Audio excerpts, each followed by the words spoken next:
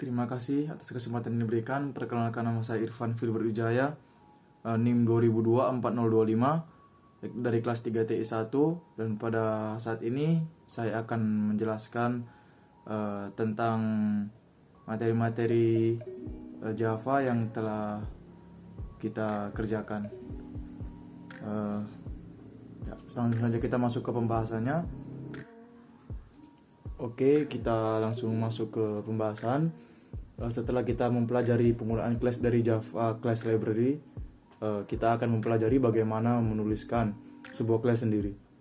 Pada bagian ini, untuk mempermudah pemahaman pembuatan class, kita akan membuat contoh class di mana akan ditambahkan beberapa data dan fungsi-fungsi lain.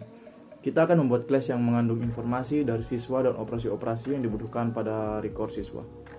Sebelum menulis class, pertama, pertimbangkan di mana kita akan menggunakan class dan bagaimana class tersebut akan digunakan. Pertimbangkan pula nama yang tepat dan tuliskan seluruh informasi atau properti yang ingin kita isi pada class. Jangan sampai terlupa untuk menuliskan secara urut metode yang akan digunakan dalam class. Jadi kita lihat ya seperti ini ya. Dalam pendefinisian class dituliskan seperti ini. Oke, dan ini ada penjelasan bahwa di mana modifier adalah sebuah akses modifier yang dapat dikombinasikan dengan tipe modifier lain. Bagian ini kita akan membuat sebuah class yang berisi record dari siswa. Jika kita tidak mengidentifikasikan tujuan dari pembuatan class, maka dapat dilakukan pemberian nama yang sesuai. Nama yang tepat pada class ini adalah student record. Nah, jadi definisi dari penjelasan di atas adalah ini. Definisi dari class dituliskan seperti ini ya. Ada public class, student record, perlu begini. Nah, dan di mana public adalah class ini dapat diakses dari luar package. Dan class keyword yang digunakan di dalam pembuatan class Java.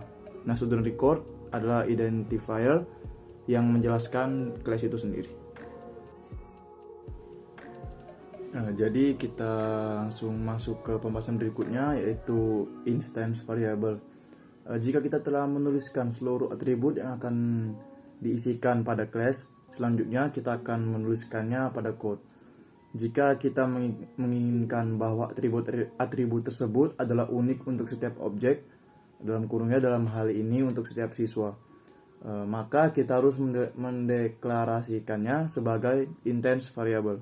Nah, contoh instance variable seperti ini ya.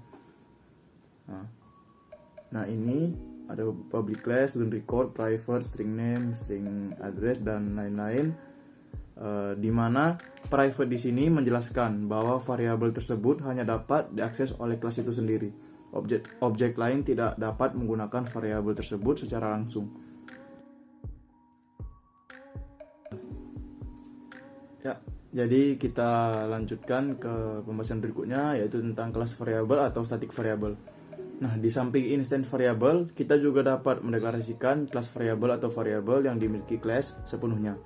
Nilai pada variabel ini sama pada semua objek di kelas yang sama. Anggaplah kita menginginkan jumlah dari siswa yang dimiliki dari seluruh kelas. Kita dapat mendeklarasikan satu static variable yang akan menampung nilai tersebut. Kita beri nama variabel tersebut dengan nama student count. Nah, berikut penulisan static variable. Nah, jika sudah, kita akan lanjutkan. Kita gunakan keyword static untuk mendeklarasikan bahwa variabel tersebut adalah static. Jadi maka keseluruhan kode yang dibuat terlihat sebagai berikut.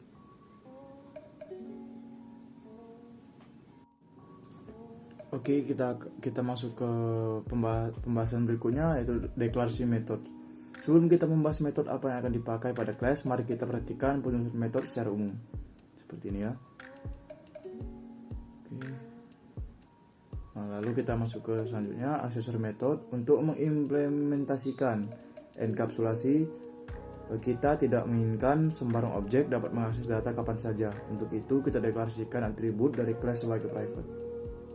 Pada penjelasan berikutnya, kita lanjut saja. Nah, ini adalah contoh implementasi aksesor metode ya. Di mana public menjelaskan bahwa metode tersebut dapat diakses objek luar, string tipe data return value dari metode tersebut, dan get name nama dari metode ya. Dan ini tanda menjelaskan bahwa metode tidak dapat memiliki parameter apapun. Oke, mutator metode ya, seperti ini ada penjelasannya. Nah, lalu ini ada satu contoh implementasi seperti ini, dan ini juga ada penjelasan. Lalu multiple return statement, penjelasan dan contoh ya seperti ini. Lalu kita ke berikutnya, overloading methods, ya penjelasan dan contoh-contoh. Nah ini udah panjang ya contohnya. Oke. Nah kita masuk ke materi penjelasan terakhir ya, deklarasi konstruktor. Telah tersirat pada pembahasan sebelumnya, konstruktor sangatlah penting pada pembentukan sebuah objek. Konstruktor adalah metode di mana seluruh inisialisasi objek ditempatkan. Nah ini adalah default konstruktor. Setiap kelas memiliki default konstruktor. Sebuah default konstruktor adalah konstruktor yang tidak memiliki parameter apapun. Jika sebuah kelas tidak memiliki konstruktor apapun, maka sebuah default konstruktor akan terbuat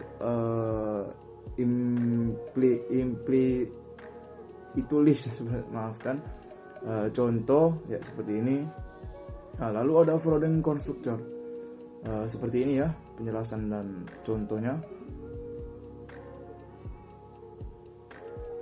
Nah ini menggunakan konstruktor. Untuk menggunakan konstruktor kita gunakan kode sebagai berikut ya.